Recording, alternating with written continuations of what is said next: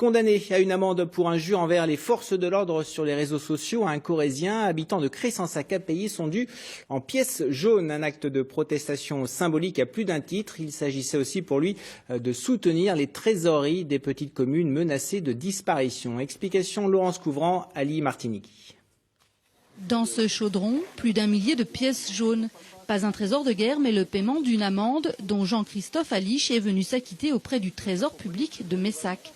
En novembre dernier, il est condamné à 500 € d'amende pour avoir insulté la police sur Internet.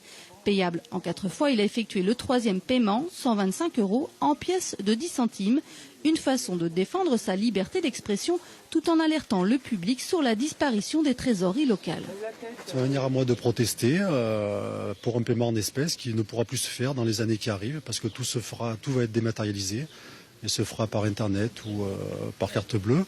Et donc les trésoreries sont amenées à disparaître, notamment celle de Messac qui va fermer bientôt. Et les petits gens âgés de Messac seront obligés d'aller à Argentat ou à Beaulieu pour payer leurs impôts, même juste pour un renseignement. Bonjour.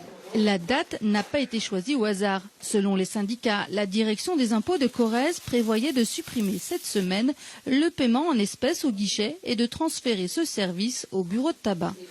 La direction avait prévu que dès le 20 février, plus aucun contribuable ne pourrait payer ses impôts ou ses amendes en espèces dans les bureaux du Trésor public du département, en passant tout chez les buralistes. Or, il n'y a que 35 buralistes du département qui ont accepté cette charge.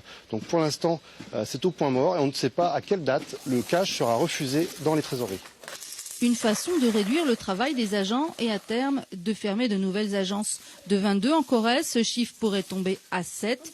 Pour son 4e et dernier paiement, Jean-Christophe Alich, lui, prépare une nouvelle surprise.